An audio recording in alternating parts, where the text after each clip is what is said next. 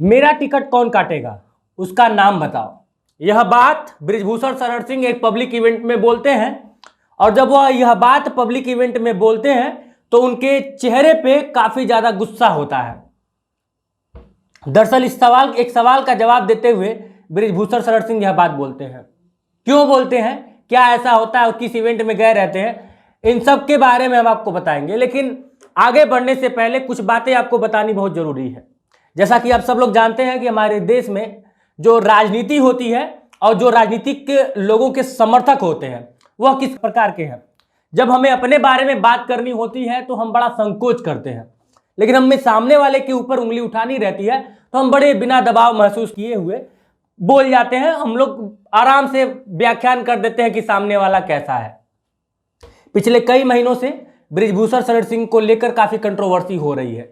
उनके अलग अलग बयान, पत्रकार के साथ एक अभद्रता वाला वीडियो, उसके पहले कुश्ती लड़ रही जो नेशनल खिलाड़ियां हैं वो उनके खिलाफ धरने पे बैठी थी, लगातार उनके ऊपर कार्रवाई की मांग कर रही थी। एफआईआर दर्ज होता है, कार्रवाई चल रही है, केस की जो जांच हो रही है वो किस दिशा में गई है, कितना आगे बढ़ा है, ये सारी चीजें सोशल मीडिया पे मौजूद है, इंटरनेट पे मौजूद है। लेकिन अभी जो हाल फिलहाल का बयान है बृजभूषण शरण सिंह जी का, उस पे आते हैं। दरअसल बृजभूषण शरण सिंह बाराबंकी में एक जगह पे क्रिकेट टूर्नामेंट हो रहा था, उस क्रिकेट टूर्नामेंट का उद्घाटन करने गए थे। वहां पे तमाम पत्रकार, जैसा कि आप लोग जानते हैं कि ऐसे लोग इन द सेंस कि जो तरह तरह की बयानबाजी करते हैं, आए दिन उनके बयान जो है सोशल मीडिया पे हाईलाइट होते हैं। ऐसे लोगों को मीडिया भी बड़े मतलब चाव के साथ दिखाना चाहती है। वो चाहती है कि ऐसे लोग कुछ ना कुछ ऐसा बोल दें कि हमारी टीआरपी बढ़ जाए और इस पे जो है खूब ज्यादा व्यूज चला जाए, हमारा न्यूज खूब ज्यादा बढ़िया चल जाए। और इसी बात को केंद्र में रखते हुए ऐसे लोगों से उसी तरह के सवाल भी होते हैं।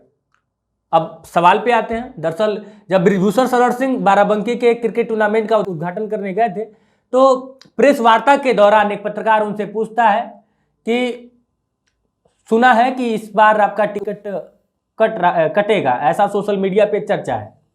यह बात सुनते ही बृजभूषण शरण सिंह आग बबूला हो जाते हैं और आग बबूला होने के बाद कहते हैं कि कौन काटेगा मेरा टिकट, उसका नाम बताओ। तुम कटवाओगे, अगर हिम्मत होगा तो जाके कटवा लेना। और यह कहते हुए वह उनके चेहरे पे क्रोध देखा जा सकता था। ये पहली बार नहीं है कि जब बृजभूषण शरण सिंह किसी पत्रकार के सवाल पे गुस्सा होके बात कर रहे हो। अब आगे बढ़ते हैं। दरअसल यह तो हो गया एक, मतलब ये पहली बार नहीं है कि बृजभूषण शरण सिंह ने इस तरह का कोई बयानबाजी किया हो और बयानबाजी करने के बाद जो है उनके चेहरे पे गुस्सा हो, वो किसी पत्रकार के सवाल से बौखला गए हो। खैर, आगे वाला स्टेप समझिए। अब उसी प्रेस कॉन्फ्रेंस में उनसे यह भी पूछा जाता है कि रमेश बिधूड़ी वाले मामले में आपका क्या स्टैंड है।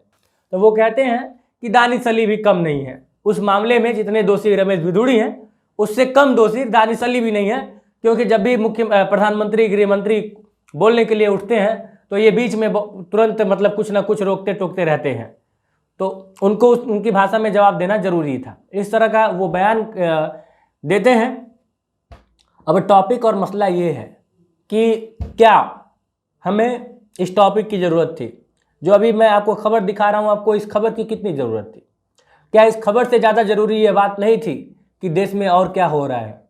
क्या इस खबर से ज़्यादा यह ज़रूरी नहीं है कि एक देश के आखिरी गांव में क्या हो रहा है?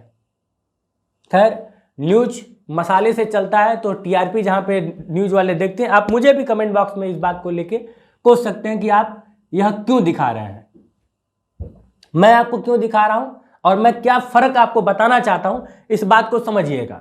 दरअसल इस तरह की कंट्रोवर्सी आपके सामने इसलिए लाई जाती हैं ताकि आपका जो मेन मुद्दा है उस मुद्दे से आप भटक जाएं और आप इन्हीं मुद्दों में उलझकर एक परसेप्शन तैयार कर लें अपने जात वाले नेता को बहुत ज़्यादा आगे बढ़ाने के चक्कर में, और दूसरे के जात वाले नेता को पीछे ढकेलने के चक्कर में आप इसी सब में रहें और आपका जो मौलिक मुद्दा है वो रास्ते से भटक जाए।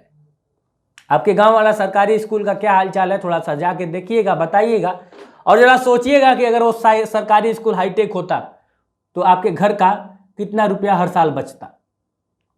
आपके गांव वाला सरकारी अस्पताल अगर हाईटेक होता तो आपके घर का दवाओं में जो रुपया खर्च होता है वो कितना रुपया सालाना का बचता है, इस बारे में ज़रा सोचिएगा।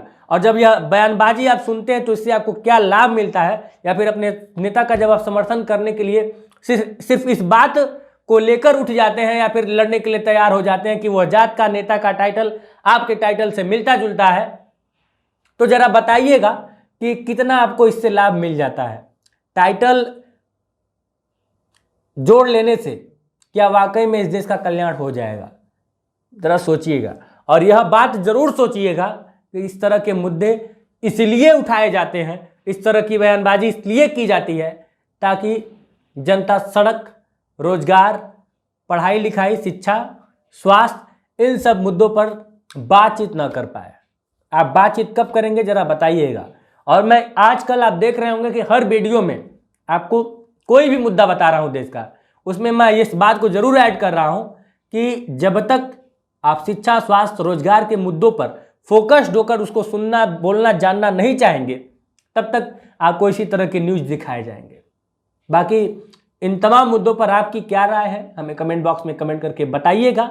बाकी यह भी बताइएगा कि इस तरह की बयानबाजी सुनकर आपके कलेजों को कितना सुकून मिलता है, कितना ठंडक पहुंचती है। और यह भी बताइएगा कि ये सब आखिर आप कब तक एक्सेप्ट करेंगे।